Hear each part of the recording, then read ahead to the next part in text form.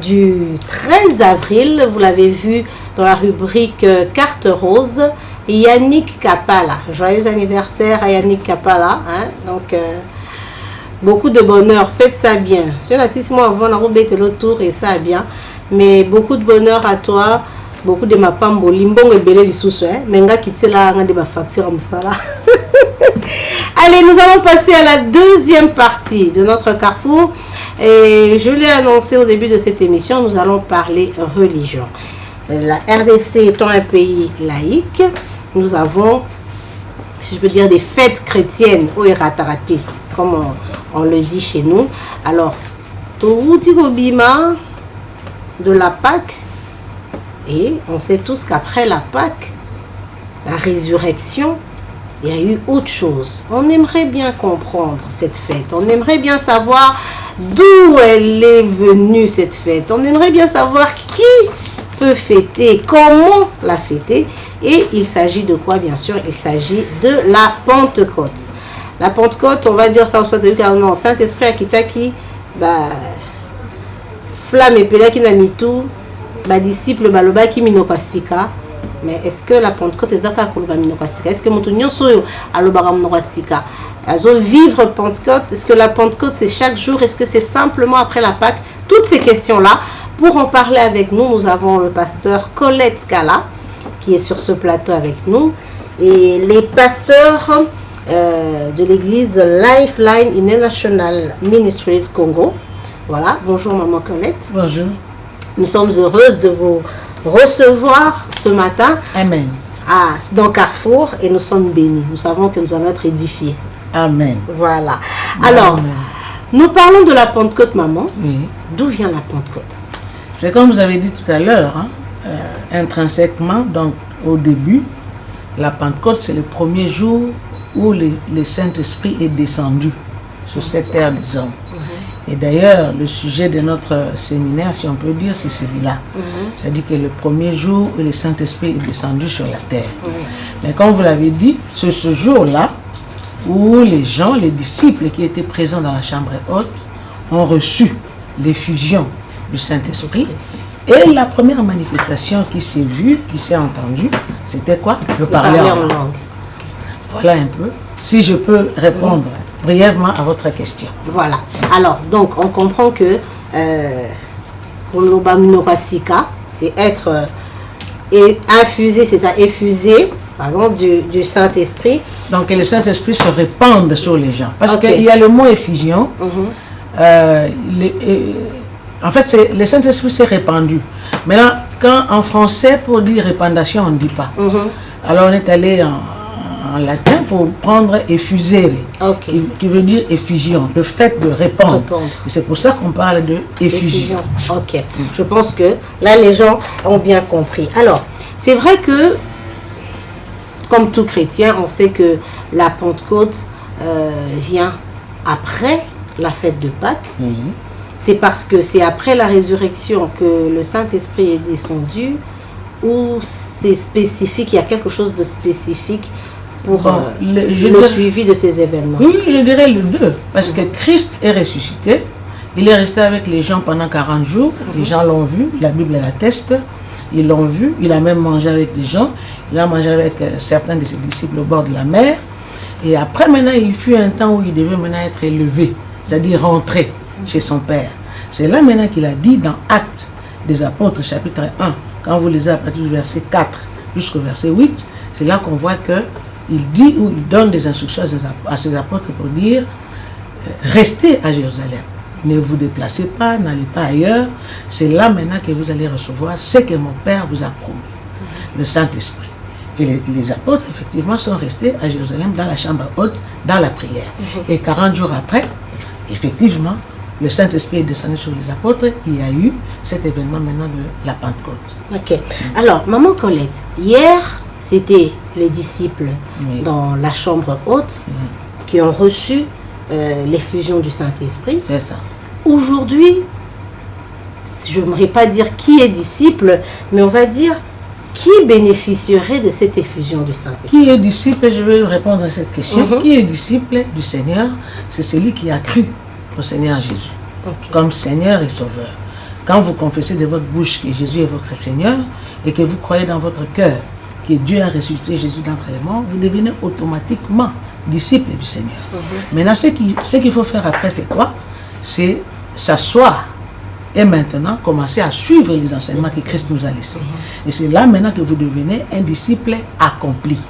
Mais maintenant, qui peut bénéficier, comme vous avez posé la question, de l'effusion du Saint-Esprit, mais de cette fête de Pentecôte? Tout disciple. Donc il ne suffit pas que... Disciple accompli ou pas? Non, pas encore accompli. Vous devenez disciple directement. Vous pouvez bénéficier de cette expérience de l'effusion. Il y a beaucoup d'exemples dans la Bible. Beaucoup d'exemples, à commencer même par le jour, ce même jour de la Pentecôte. Les gens ont entendu le bruit. Les disciples parlaient en langue. Ils étaient 120. Il y avait les apôtres, les 11, parce qu'il restait 11 apôtres. L'un était déjà parti. Plus les autres qui suivaient Jésus. Même Marie, la mère de Jésus, était aussi parmi les 120. Quand vous lisez dans Actes des Apôtres, chapitre 1, verset 14, vous allez voir que Marie aussi faisait partie de ces disciples de la 120, chambre haute. Oui, de la chambre haute. Alors, quand eux, maintenant, ils ont commencé à parler en langue, la Bible nous dit dans Actes chapitre 2, verset 7, je crois, la multitude accourut au bruit qui eut lieu. Quel bruit? Ils ont entendu les gens en train de parler. Les gens ont accouru. C'est comme si on est ici, par exemple, on est dans les studios, peut-être c'est acoustique, n'est-ce pas? On n'entend pas les bruits de l'extérieur. Mais si on est à un endroit où on peut entendre des bruits de l'extérieur, on est dehors, par exemple, on entend du côté de la station qui est à côté de nous ici, du bruit. On sera curieux d'aller voir ce qui se passe. Et c'est ce qui se passait ce jour-là. Alors, la multitude a accouru, il a vu, il a entendu. Des gens parlaient dans des langues qui ne comprenaient n'étaient pas les leurs. Qui n'étaient pas les leurs. Mais après, quand ils se sont approchés, c'est là maintenant que les gens se sont rendus compte. Ils me disent, mais comment? Eux, ce sont des juifs. Et ils n'ont pas étudié. Nous sommes arabes, nous sommes mèdes, nous sommes parthes. Comment les entendons-nous parler dans nos langues, les merveilles de Dieu? Alors, maintenant, quand ils ont accouru là, à la fin, évidemment, il fallait que quelqu'un se lève et explique ce qui se passait. C'est alors que Pierre se lève et commence à expliquer. Ce que vous voyez là, mes frères et sœurs, c'est ce que Joël a prédit. Parce qu'en fait, l'effusion ou l'arrivée ou le fait de répandre l'Esprit Saint sur les gens sur terre, ça ne datait pas seulement de Jésus-Christ. La promesse avait déjà été donnée depuis Joël.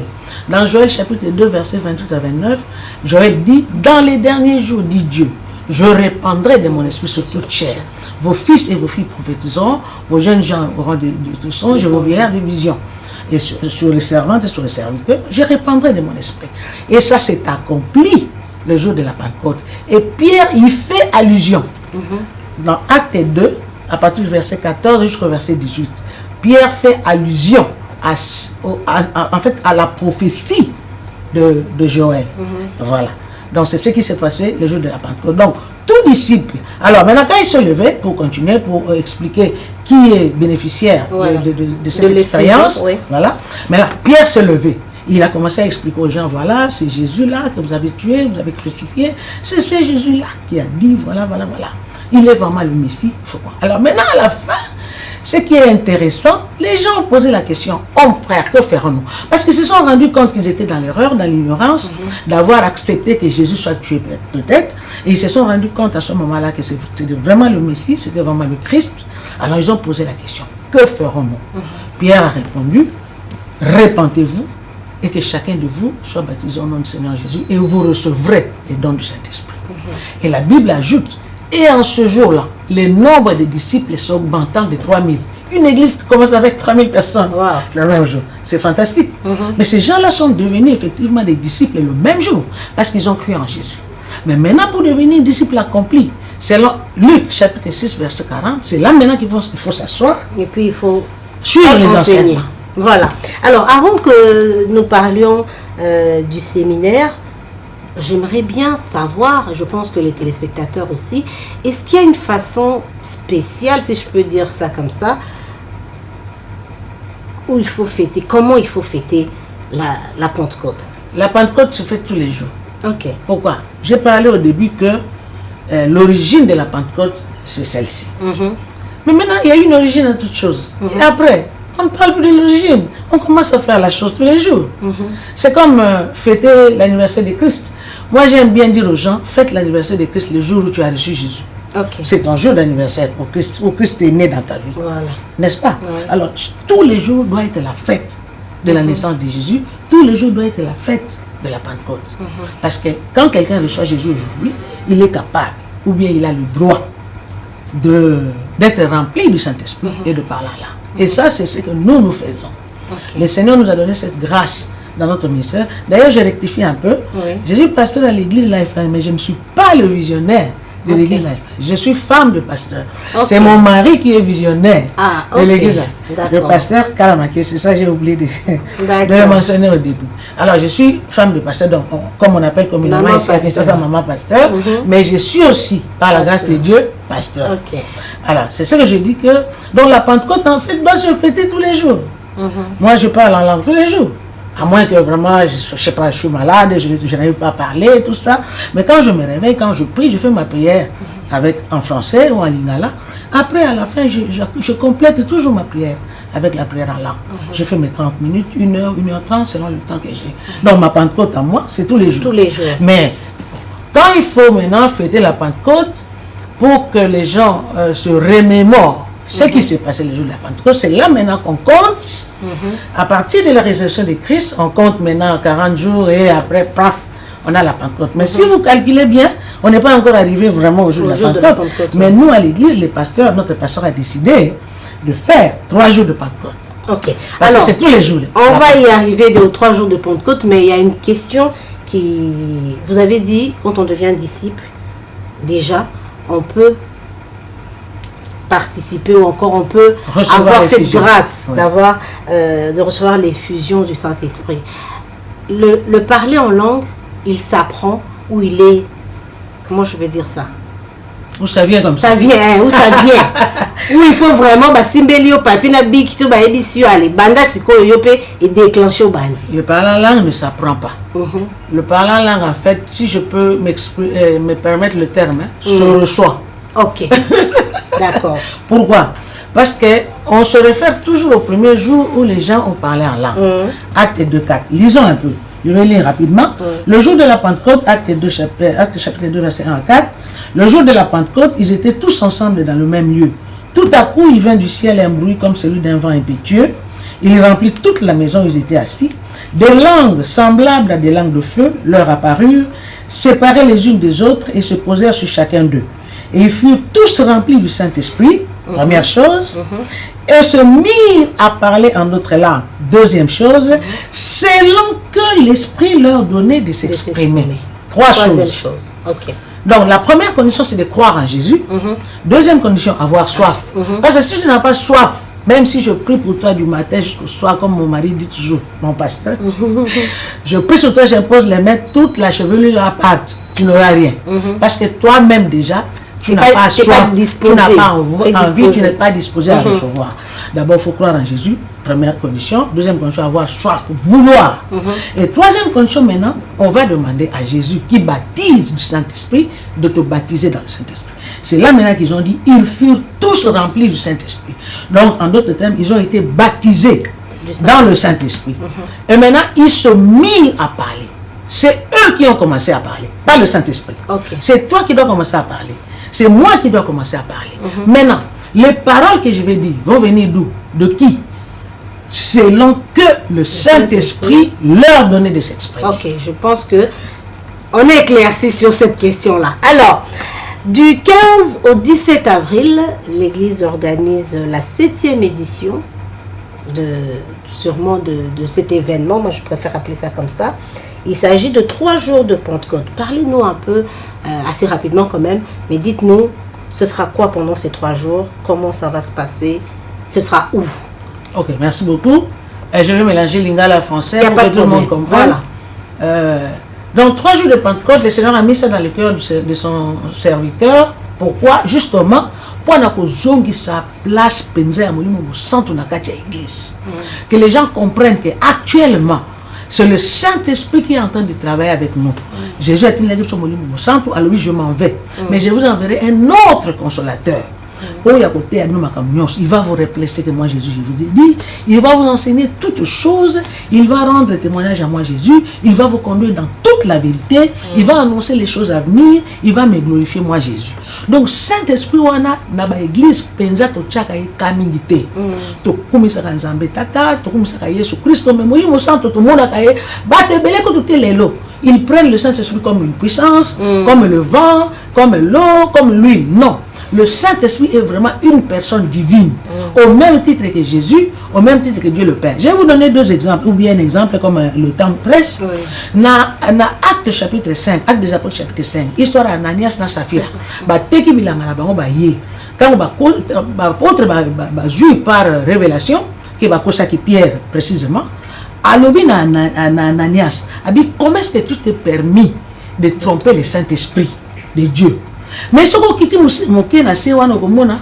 a continué à lobby, vous n'avez pas menti à un homme, mais vous avez menti à Dieu. Aux hommes, que Saint-Esprit a appelé à Dieu. Donc, le Seigneur va se rendre compte que Saint-Esprit a Dieu.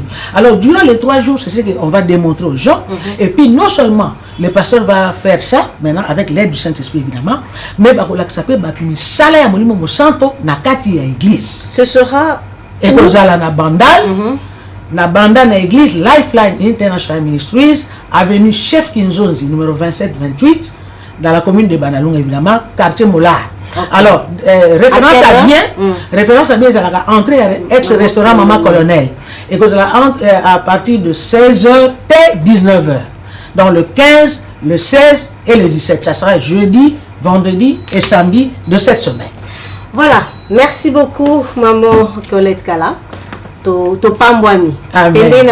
On a été édifié sur cette affaire des fusions du Saint-Esprit. Merci et la porte est ouverte. Vraiment. Alors je serais très contente de revenir pour expliquer aux gens et même prier pour les gens pour qu'ils prient en langue. Ceux qui veulent. Voilà.